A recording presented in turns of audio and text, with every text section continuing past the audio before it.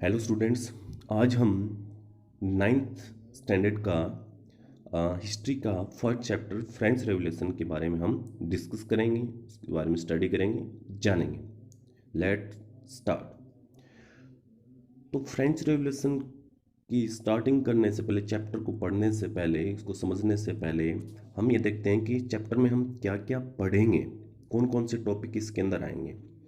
तो देखिए, इसके अंदर सबसे पहले इसका इंट्रोडक्शन कि भी फ्रेंच रेवोल्यूशन कब हुई, कब स्टार्ट हुई, उसके फ्रेंच रेवोल्यूशन के क्या क्या कॉजेज थे, सोशल, इकोनॉमिक, पॉलिटिकल, यानी कि फिर उसके अंदर क्या था कि ग्रोइंग मिडिल क्लास था, ठीक है ना, उसका कैसे वो बढ़ा। उसके बाद में फिलोसफर एंड देयर कंट्रीब्यूशन, यानी कि जो फ्रेंच रेवोल्यूशन के टाइम पे जो फिलोसफर्स थे या राइटर्स थे, जो ऑथर्स थे, उनका क्या कंट्रीब्यूशन रहा। The outbreak of the revolution, ठीक है ना, यानी कि रेवोल्यूशन की स्टार्टिंग कब हुई, उसका एक्सप्लोरेशन कब हुआ, उसका विस्फोट कब हुआ, या स्टार्टिंग कब हुई, सीधी सी बात है। France becomes a constitutional monarchy, यानी कि जो फ्रांस था वो एक कॉन्स्टिट्यूशनल मोनार्की, मोनार्की के अंदर क्या होता है कि एक राजा होता है, क्या होता है, एक राजा होता है, ठीक है ना। वो ही क्या करता है, पूरे किंगडम को या उसको रूल करता है, ठीक है ना। फ्रांस एवोलियसेस मोनार्की, उसके बाद में क्या हुआ कि पहले कॉन्स्टिट्यूशनल मोनार्की आई, उसके बाद में एब्लोसिस मोनार्की, जो मोनार्की चलती थी, राजशाही चलती थी, किंग का रूल चलता था, उसको फिनिश करके वहाँ पे क्या हो गया, रिपब्लिक, रिपब्लिक सिस्टम आया, ठीक है ना। द रेन ऑफ टेरर, ठीक है ना, यानी कि टेरर का मतलब कि एक ऐसा एक पीरियड, ठीक है ना, a period of rule is called reign, understand. तो वो जो जो पीरियड था ना रूल का फ्रेंच में या फ्रांस में उस टाइम पे, वो क्या था, एक कह सकते हैं कि डरावना था, खतरनाक था, या एक बहुत ही सेंसिटिव था, ठीक है ना। ये डायरेक्टरी रूल्स ऑफ फ्रांस, ठीक है ना, फ्रांस के डायरेक्टरीज कुछ रूल्स थे, अडॉप्ट किए गए थे। वुमेन रेवोल्यूशन भी हुई थी, द एवोल्यूशन ऑफ स्लेवरी, ठीक है ना, जो स्लेव होते थे, गुलामी होती थी ना, उस टाइम पे जो गुलाम बनाए जाते थे उनको क्या कर दिया, एबलोस कर दिया, उसको फिनिश कर दिया, उससे मतलब भाई कोई भी गुलाम नहीं रहेगा, ठीक है ना। गुलामी वाला सिस्टम बिल्कुल बंद कर दिया था, स्लेव नहीं बनाएगा, किसी को गुलाम नहीं बनाएगा। The revolution and everyday life, यानी कि जो रेवोल्यूशन हुई और एवरीडे लाइफ, वो दोनों एक दूसरे से जुड़ चुकी थी, ठीक है ना।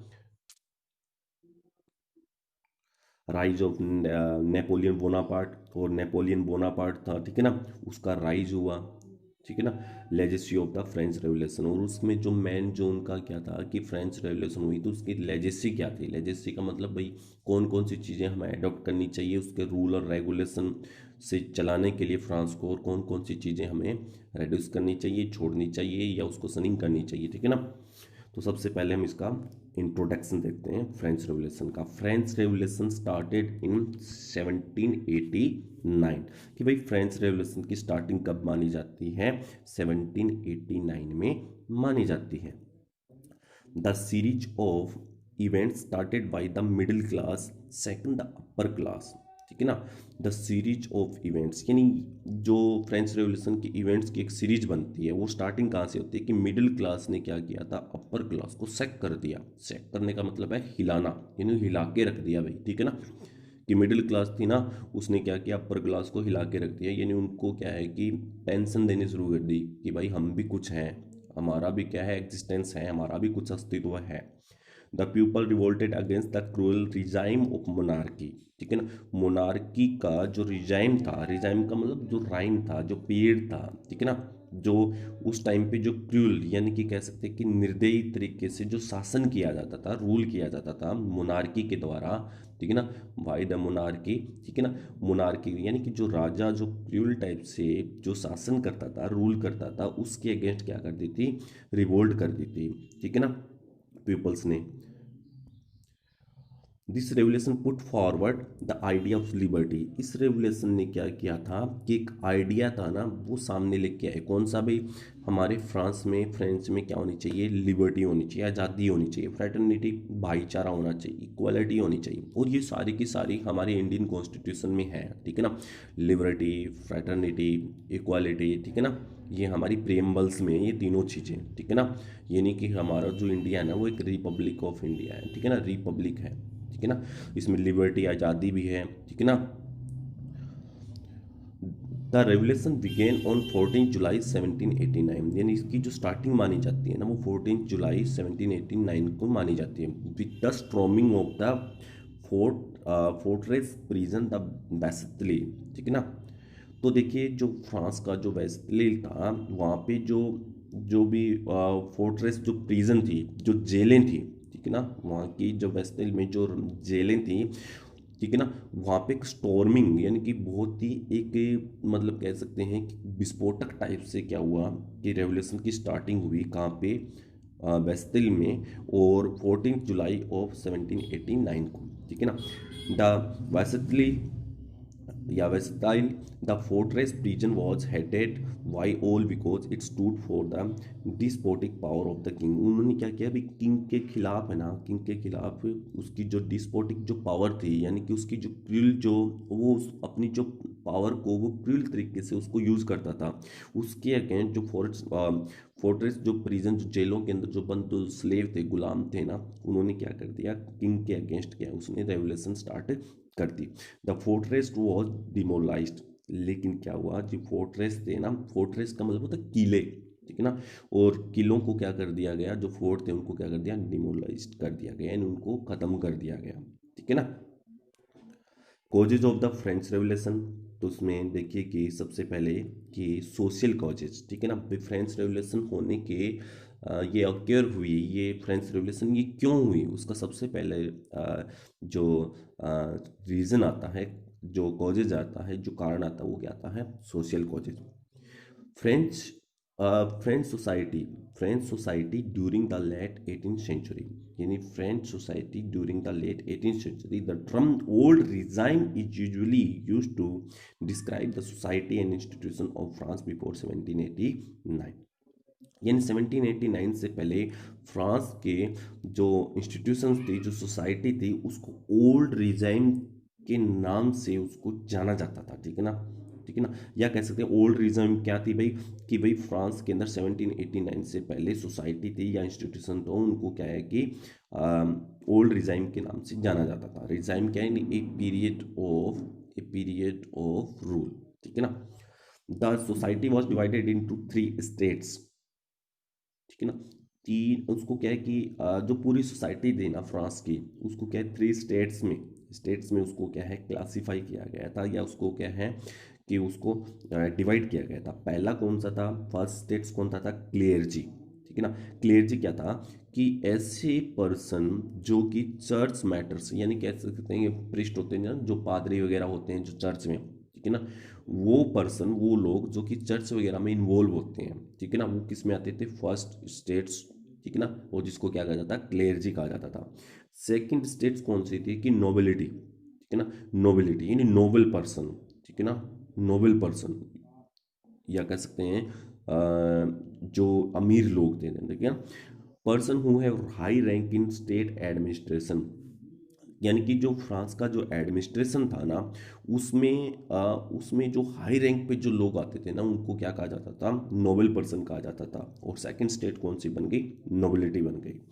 थर्ड स्टेट कौन सी थी कि कंप्राइजेज ऑफ बिग बिजनेसमैन, उसमें क्या आते थे, बिजनेसमैन आते थे, मर्चेंट्स आते थे, कोर्ट ऑफिसर्स यानी कोर्ट के जो अधिकारी वगैरह होते थे, लॉयर्स वकील वगैरह, पीजेंट्स आर्टिसंस, पीजेंट्स यानी किसान, आर्टिसंस जो आर्ट वगैरह को जानते थे, ठीक है ना।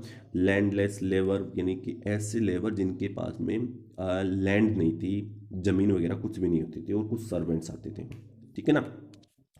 First two first two classes first two classes were exempted from paying taxes, यानी कि फर्स्ट टू क्लास थी वो क्या करती थी, एग्जेम्प्ट करती थी, ठीक है ना, फ्रॉम पेइंग टैक्सेज, यानी कि वो मतलब क्या है कि उनसे कोई किसी टाइप का क्या था, टैक्स नहीं लिया जाता था, ठीक है ना, वो टैक्स फ्री, मतलब क्या है, अपना जो भी ट्रेड था, बिजनेस था, वो कर सकते थे। कौन सी, first two classes. First of all, first state कौन सी थी? वो थी क्लेयर्जी थी। सेकंड स्टेट कौन सी थी या सेकंड क्लास कौन सी थी? वो थी भाई नोबिलिटी, और उनसे बिल्कुल भी टैक्स वगैरह नहीं लिया जाता था। They enjoy privileges by birth. Privileges क्या होते हैं भाई? भाई कि जो स्पेशल राइट होते हैं या कुछ से स्पेशल एडवांटेज होते हैं जो उनको जन्म से बर्थ से ही मिल जाते हैं, ठीक है ना। प्रिविलेज क्या होते हैं कि भाई जो स्पेशल राइट होते हैं कि भाई आपसे क्या ना टैक्स लिया जाएगा, आप कहीं भी घूम फिर सकते हो, कैसे भी बोल सकते हो, किसी के साथ में कैसा भी बिहेव कर सकते हो, यानी इस टाइप के कुछ स्पेशल राइट उनको दिए जाते थे। Nobility class is also enjoyed feudal privileges. यानी फ्यूडल क्या होता है कि फ्यूडल का मतलब सामंती, यानी कि उनके पास में ज़मीनें वगैरह होती थी, ठीक है ना। ये सारी चीज़ें होती थी भाई फ्यूडल प्रिविलेज, यानी कि ज़मीनों से रिलेटेड, यानी सामंती उनको क्या दिए थे, कुछ से स्पेशल राइट दिए गए थे कि आपके पास में ज़मीनें होंगी, आप उनको लेबर को या सर्वेंट्स थे उनको क्या आप रख सकते हो, उनके जो भी मतलब क्या है कि जो भी ग्रेन आएगा अनाज आएगा उसको क्या है कि आप बेच सकते हो और उसका कुछ हिस्सा है वो उनको दे सकते हो। मतलब उनको पूरा मतलब राइट था, अधिकार था, कैसे भी वो करें। Only the member of the third state had to pay taxes to the state, यानी सिर्फ थर्ड स्टेट थी ना उसको ही बेचारों को क्या था, टैक्स पे करना पड़ता था। अब देखिए कि तीन टाइप के टैक्स थे, ठीक है ना, वो इंपॉर्टेंट है। पहला था डायरेक्ट टैक्स, जिसको क्या कहा जाता था, टाइल, क्या कहा जाता था, tile. A type of tax levied, यानी कि लेना on the common people the by the king, sorry यहाँ पे किंग आएगा, ठीक है ना, यहाँ पे क्या आएगा, किंग आएगा, यहाँ पे किंग थोड़ा मिस हो गया। पीपल बाई द किंग और एन ओवरलॉर्ड फ्यूडल। ओवरलॉर्ड यानी किंग जो फ्यूडल होते थे, या ओवरलॉर्ड, ओवरलॉर्ड कह सकते हैं कि जिनके पास में बहुत सारी ज़मीनें होती थी, फ्यूडल क्लासेज जिसे कहा जाता था। यानी कि फ्रांस के अंदर 1789 से पहले कि जो कॉमन जो पीपल होते, जो आम आम इंसान होता था फ्रांस का, उससे क्या है कि टैक्स लिया जाता था, जिसको क्या कहा जाता था, टैल, क्या कहा जाता था, टैल। और वो क्या था, एक डायरेक्ट टैक्स था, क्या था, डायरेक्ट टैक्स। अब दूसरा क्या है, इनडायरेक्ट टैक्स। इनडायरेक्ट जो टैक्स है वो देखिए, number of taxes which are change on articles of everyday consumption like salt and tobacco, ठीक है ना। कुछ प्रोडक्ट थे जिनके ऊपर क्या है कि टैक्स लिया जाता था, और एवरीडे प्रत्येक दिन उस पर क्या था कि टैक्स में चेंजेस होते रहते थे, उसको क्या कहा जाता था, इनडायरेक्ट टैक्स। एक था टीथ, या टाइथ भी कह सकते हैं, a type of tax which was also collected by the church from the peasants, यानी कि किसानों से, पीजेंट से चर्च के अंदर भी टैक्स लिया जाता था, ठीक है ना, जिसे क्या कहा जाता था, टाइथ। और लेते कौन थे, जो चर्च के जो पादरी होते थे, जो प्रिस्ट होते थे वो, ठीक है ना। Okay student, thank you. Next lecture में हम इसे आगे रखेंगे, जारी रखेंगे, ठीक है ना।